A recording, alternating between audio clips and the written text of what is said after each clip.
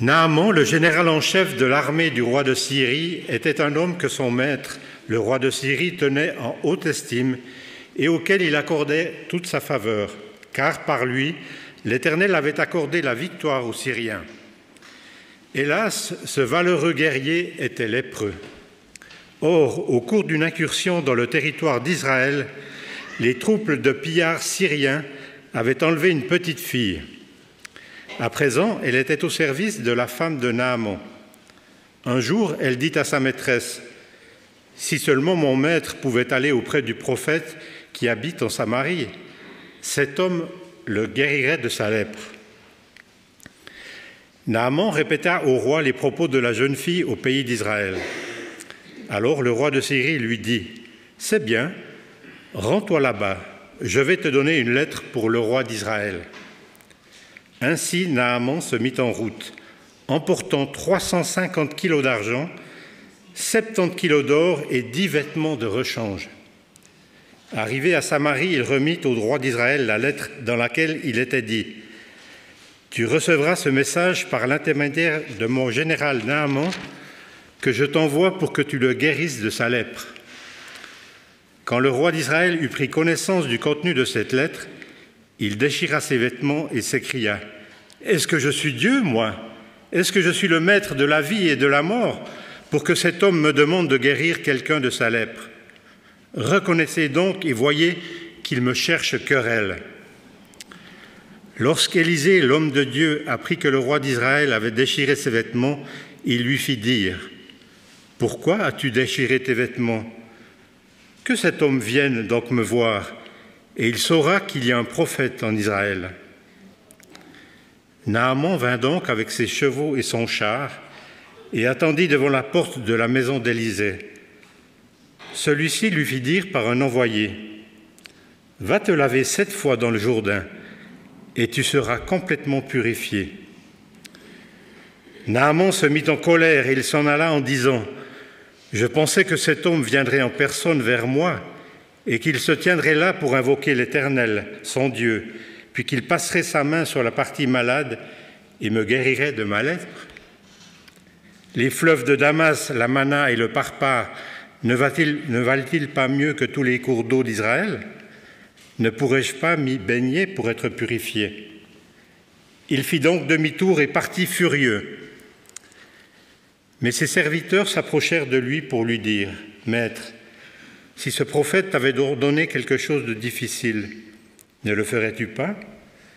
À plus forte raison devrais-tu faire ce qu'il t'a dit, s'il ne te demande que de te laver dans l'eau pour être purifié. » Alors Naaman descendit dans le Jourdain et s'y trempa 7 fois, comme l'homme de Dieu le lui avait ordonné, et sa chair redevint nette comme celle d'un jeune enfant. Il était complètement purifié. Il retourna vers l'homme de Dieu avec toute son escorte.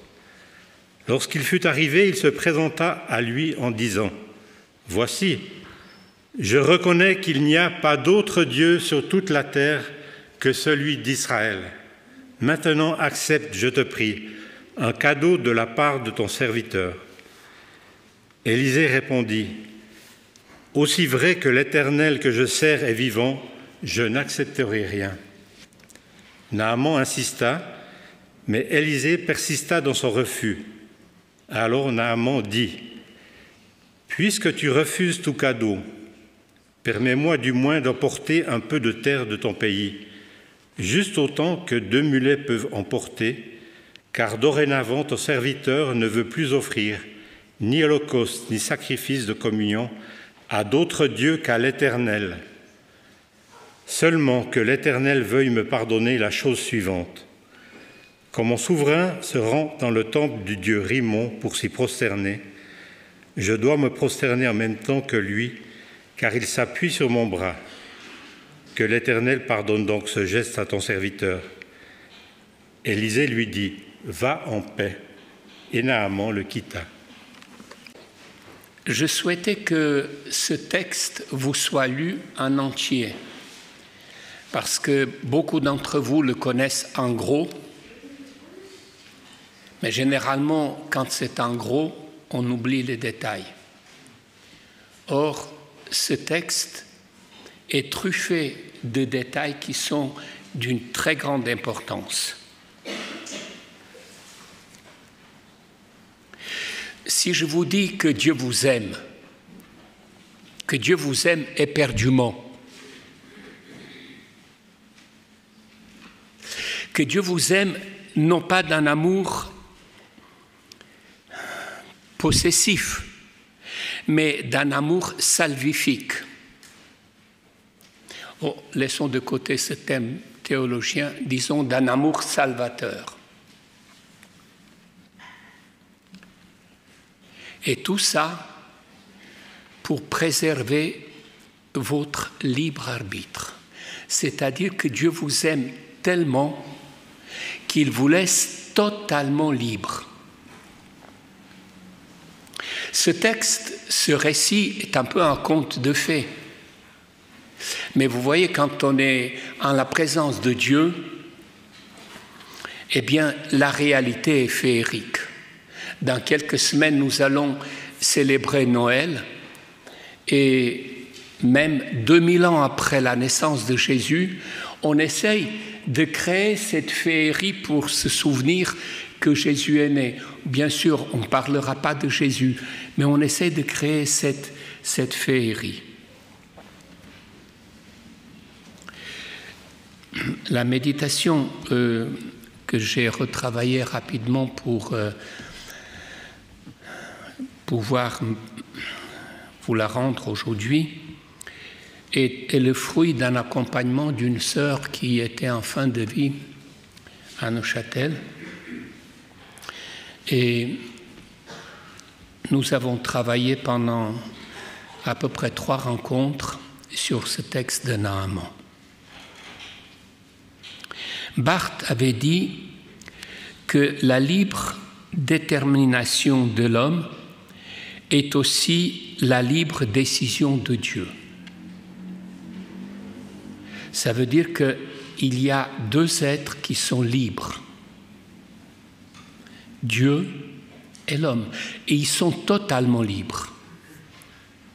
Alors, je sais, c'est parfois un tout petit peu difficile parce que pour beaucoup de personnes, quand on discute avec des gens de notre entourage, si nous disons que nous croyons en Dieu, pour eux, ça limite notre liberté parce que Dieu va dire tu ne peux pas faire ceci, tu ne peux pas faire cela.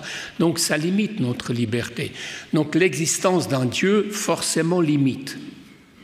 Et si nous disons que l'homme est totalement libre, ça voudrait dire que Dieu n'est pas capable de limiter. Donc je ne vais pas essayer de clarifier ce thème ce matin, mais je voudrais vous montrer comment, pas à pas, dans cette histoire, Dieu montre combien il est libre et Dieu montre combien il laisse la liberté à Naaman.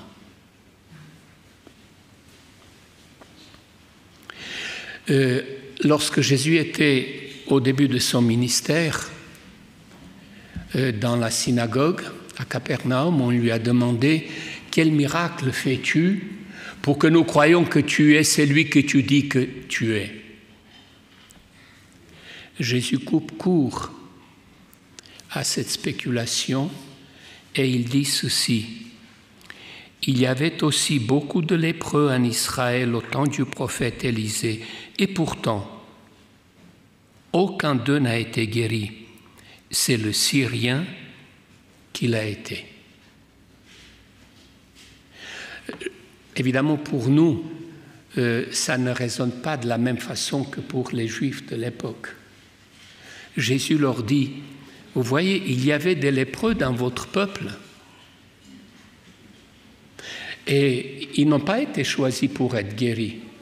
Encore que dans le chapitre suivant, nous voyons qu'il y a 4 lépreux qui vont être guéris. Mais ce que Jésus retient ici, c'est qu'il n'aime pas que le peuple d'Israël. Dieu n'aime pas qu'un homme, qu'une entité. Dieu aime tout le monde. Il aime aussi les Syriens qui étaient les envahisseurs pendant un certain temps. Et Jésus nous permet ainsi de passer du temps des hommes pour comprendre que le temps de Dieu est différent. Le texte que Jean-Charles a lu tout à l'heure nous parle de ces différents moyens. D'abord, la petite fille, la jeune fille. La jeune fille était un peu le trophée de Naaman. C'était une captive qu'il a ramenée d'une de ses guerres. Cette jeune fille, nous ne connaissons ni le nom ni l'âge. Mais ce que nous savons et ce que nous voyons, c'est que cette fille, elle a une parole de quelqu'un qui est convaincu. La parole de cette fille devait être extrêmement forte. Son visage devait rayonner au point que la femme de Naaman retient ce que la fille lui dit. Au point que la femme de Naaman répète à son mari ce que la fille dit. Au point que Naaman n'a pas peur de répéter au roi ce que cette fille a dit. Je ne sais pas si nous mesurons tout cela. Vous voyez notre logo, unis au Christ pour aimer et partager. Eh bien, cette fille, elle était unie au Dieu, parce qu'à l'époque, elle ne savait pas l'existence de Christ. Mais elle était unie au Dieu et elle a accompli sa mission d'aimer son maître, qui est pourtant quelque part son bourreau, et de partager une nouvelle que le maître ne connaissait pas.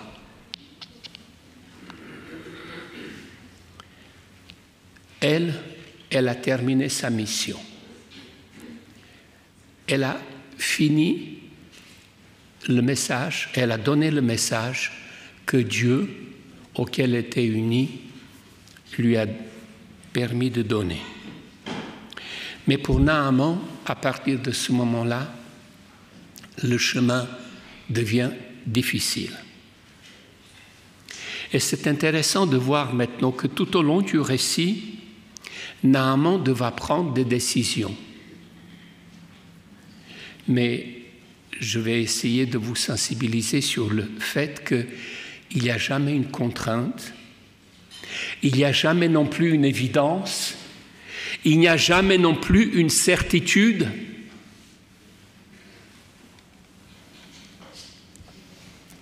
Parce que Dieu veut que les hommes restent libres de leurs décisions. Qu'est-ce qui me donne l'impression pour être aussi assertif? Mais si Dieu avait voulu guérir Naaman de façon à ce que celui-ci ne puisse pas le refuser, il aurait envoyé Naaman par un autre moyen directement chez Élisée. C'était comme ça que ça a marché. Durant tout le Moyen-Âge, qu'est-ce qu'on faisait? Il y avait ceux qui étaient capables, des guérisseurs, et puis ils disaient à celui qui devait être guéri ce qu'il devait qu'il fasse. C'était comme ça aussi dans l'Antiquité. Les divinités ne laissaient aucune liberté aux humains. Mais Dieu ne veut pas écraser la personnalité de Naaman. Il veut sauver Naaman. La lèpre, sera juste une étape, mais Dieu veut sauver Naaman. Dieu ne veut pas que Naaman agisse comme un automate, sous l'impulsion et sous la contrainte de Dieu. Alors, il va trouver le roi. Et le roi de Syrie a un problème, c'est que Élisée est à Samarie.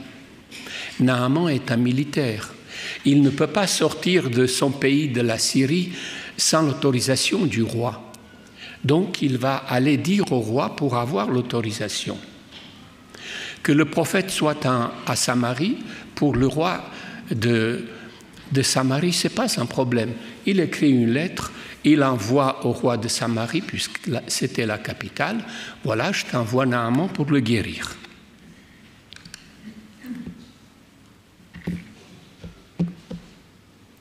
Seulement, le roi d'Israël, contrairement à la petite fille, n'est pas uni à Dieu. Il n'est pas uni au Dieu. Il ne pense pas à Dieu.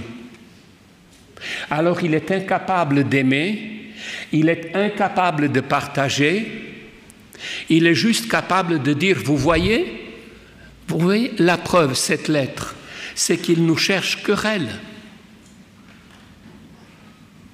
Il cherche querelle pour pouvoir encore nous faire la guerre. Mais j'aime notre Dieu. J'aime notre Dieu parce que Dieu a un obstacle sur le salut de Naaman. C'est le roi d'Israël.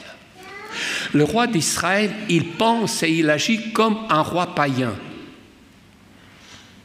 Les rois païens, c'était comme ça. C'était eux qui avaient tout le pouvoir, c'était eux qui pouvaient faire des choses. Et le roi d'Israël se dit, oui, j'ai reçu l'onction de Dieu, donc je devrais être capable de guérir, mais non, je ne peux pas. Vous voyez le détail, on peut recevoir l'onction et ne pas avoir la relation. C'est très important. C'est très important parce que parfois nous méprenons. Nous pensons parce que Dieu nous a confié quelque chose, parce que l'Église nous a confié quelque chose, que tout est réglé. Non, ce n'est réglé que si on est unis au Christ. Et là, le roi d'Israël n'est pas uni au Dieu. Alors il échoue lamentablement. Il déchire ses vêtements. Mais Dieu est libre aussi. Alors il voit cela. Il voit le désarroi du roi. Il voit la mauvaise interprétation du roi. Alors, il rattrape le coup. Il rattrape le coup en disant, en inspirant Élisée, d'envoyer un message. Pourquoi as-tu déchiré tes vêtements? Que cet homme vienne me voir et il saura qu'il y a un prophète en Israël. Il saura qu'il y a quelqu'un qui est uni au Dieu. Oui, c'est comme ça que les choses se passent lorsque on est en étroite relation avec Dieu. Et face à cela, face à l'échec du roi, Élisée nous montre une situation éblouissante. Naaman va venir chez lui librement. Dieu va lui proposer un projet. Seulement voilà, le petit instrument, le premier petit instrument, c'était la jeune fille. Et Dieu va utiliser un deuxième instrument le messager ou l'envoyé d'Élisée. Parce qu'Élisée ne va pas venir à sa rencontre. Il va lui envoyer un messager en lui disant « Voilà ce que tu dois faire ». Mais Naaman est encore dans le temps des hommes. Il n'est pas passé encore dans le temps de Dieu. Alors il se met en colère. Il se dit, mais ce n'est pas possible, je n'ai pas fait ce trajet jusque-là pour même pas être salué, pour même pas être accueilli. Il m'a envoyé juste un serviteur.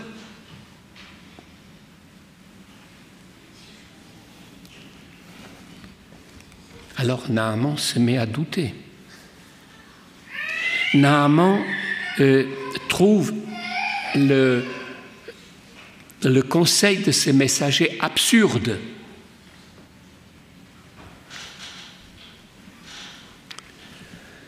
Vous voyez, oui, il était absurde pour le temps des hommes. Mais c'est aussi comme ça pour nous parfois. Lorsque nous lisons la parole de Dieu, puis on tombe sur une vérité que la parole nous dit comme ça en face, et cette parole nous paraît absurde. Alors qu'est-ce qu'on essaye de faire? On essaye de chercher dans des livres, on essaye de chercher dans des explications théologiques, on essaye de chercher pour rendre ce message de Dieu, ce message de Dieu acceptable.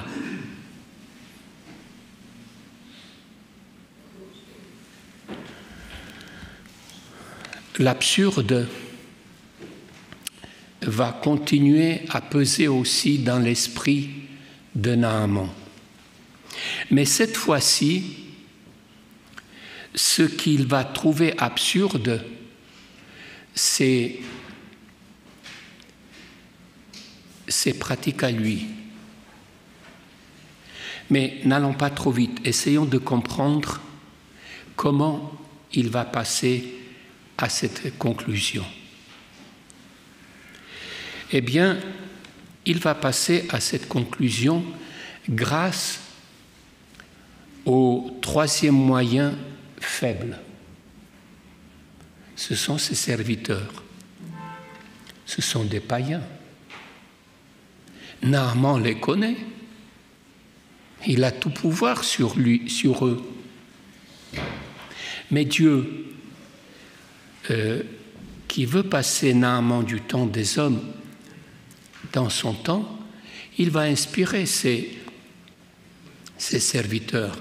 Ils vont lui dire, écoute, si le prophète t'avait demandé quelque chose de grand et de difficile, tu aurais relevé le défi, tu l'aurais fait.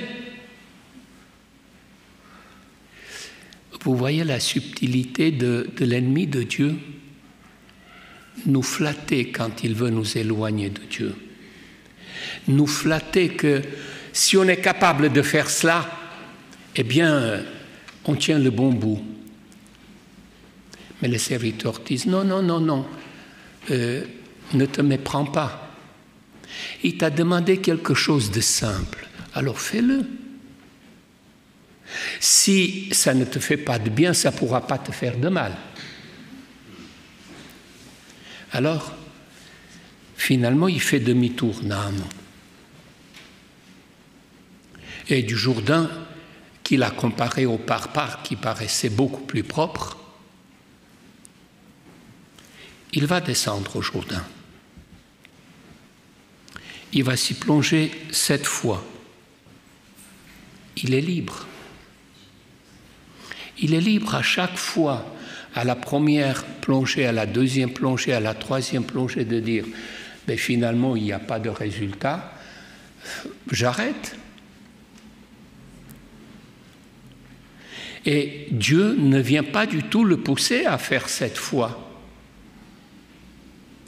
Seulement, vous voyez, je reviens à cette jeune fille qui était unie au Dieu et qui avait rendu un témoignage, qui a dit avec tellement de certitude, avec tellement de force qu'il y a à Samarie un prophète qui pouvait guérir, ça a semé quelque part dans la tête de Naaman quelque chose qu'il ne saisissait pas encore, mais qui faisait son œuvre. Et oui, Naaman est guéri. Il revient pour payer. Il revient pour payer le thaumaturge. Parce que c'est comme ça que ça marchait chez lui en Syrie. C'est comme ça que ça marchait dans le monde. Il faut payer. Je faisais remarquer juste à Evelyne parce que quand j'ai préparé la méditation, j'ai fait le calcul de l'or et de l'argent que Naaman a pris pour venir. Ça représente à peu près 3 millions de francs suisses. Ce n'est pas juste un pourboire. Parce que c'est comme ça qu'il fallait payer les dieux païens. Ils étaient exigeants. Il en fallait toujours plus, jusqu'à même demander à leurs adorateurs d'offrir leurs propres enfants. Et Dieu a dit, c'est une abomination. Et Naaman n'en croit pas à ses yeux et à ses oreilles. Élisée dit non, rien. Aussi vivant qu'il soit mon Dieu, je ne veux rien. Et ce « je ne veux rien » va tout faire basculer par un détail. Tu veux rien, d'accord, mais est-ce que moi je peux avoir quelque chose? Est-ce que je peux avoir juste 200 kilos de terre? J'ai 2 mulets là, on va les charger 100 kilos. Je dis 100 kilos, je n'en sais rien, mais généralement un mulet peut porter quelqu'un qui a 80 ou 100 kilos, donc je pense que la terre devait être à peu près de cette quantité. Est-ce que je peux avoir cette terre? Et quand je vais arriver chez moi, je vais mettre ça sur la terre de Syrie, mais je vais bien l'entourer. Et quand j'irai faire ma prière, j'irai faire sur cette terre qui sera la terre d'Israël, la terre de ce Dieu qui m'a guéri, la terre de ce Dieu qui est le seul qui peut faire des miracles. Je serai en Syrie, mais je serai sur la terre de ce Dieu.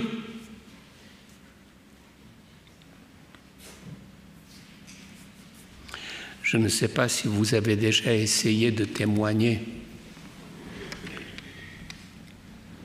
et de travailler avec quelqu'un pour le mener au baptême ou à la conversion. Qu'est-ce que nous essayons de faire?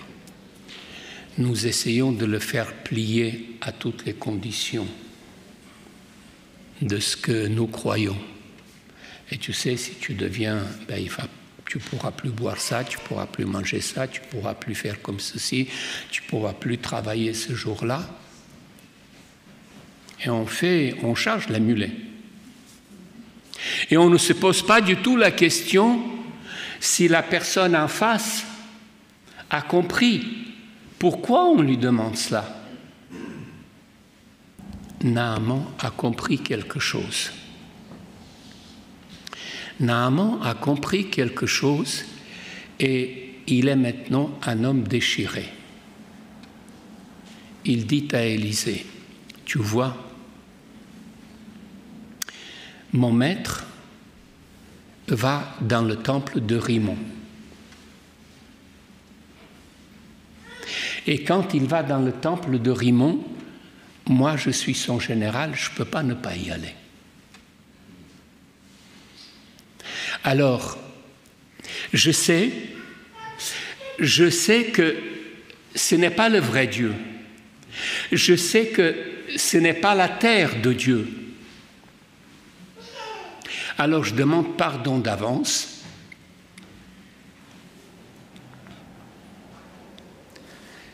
Parce que je ne peux pas faire autrement.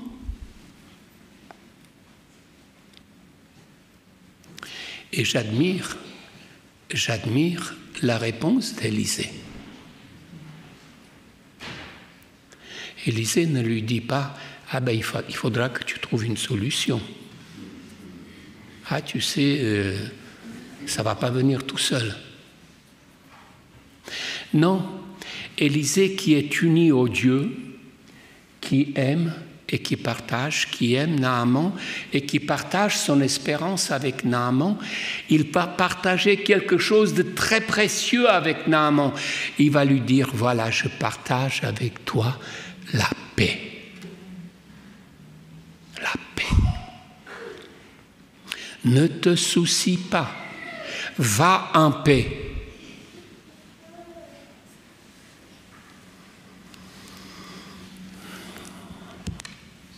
Élisée sent. Élisée voit que Naaman est en train de passer du temps des hommes au temps de Dieu. Il voit combien le déchirement est grand et il voit le chemin que cet homme doit encore accomplir et doit encore faire. Alors, la lèpre est derrière. Il n'a plus à s'en soucier, mais ce qui est à l'intérieur, qui est bouleversé, a besoin d'une réponse et aussi d'un appui. Alors il rassure Naaman, va en paix. Le Dieu que tu viens de rencontrer est un Dieu qui t'aimera, même là, quand tu seras dans le temple de Rimmon.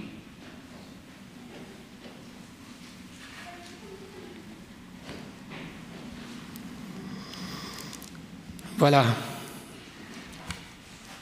Dieu est libre,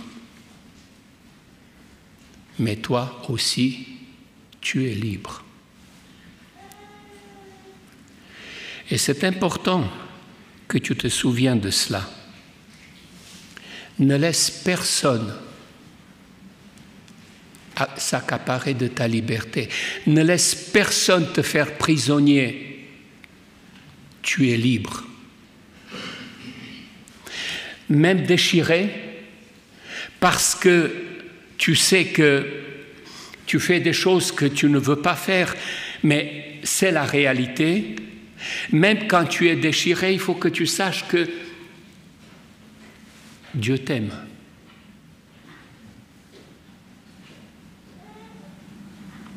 Alors vous voyez, je ne sais pas quel est le messager ou la messagère que Dieu va mettre sur votre chemin, sur ton chemin, aujourd'hui, demain, la semaine prochaine, pour venir t'aider à guérir de ta lèpre. Ta lèpre qui est le péché, ça nous colle comme la lèpre. Je ne sais pas. Mais je prie Dieu pour que tu aies et tu te sentes libre d'écouter, libre d'accepter. Comme vous avez constaté dans ce récit, dans son infinie liberté, Dieu nous aime éperdument. Non d'un amour possessif, mais d'un amour salvateur. Aussi respecte-t-il notre liberté de choix, ce qui constitue notre libre arbitre. Il est grand, notre Dieu. Il est bon. Qu'il nous donne sa paix ce matin. Qu'il nous accompagne, qu'on soit unis, qu'il nous accompagne chemin faisant dans le temps des hommes. Que nous allions à la rencontre du temps de Dieu. Amen.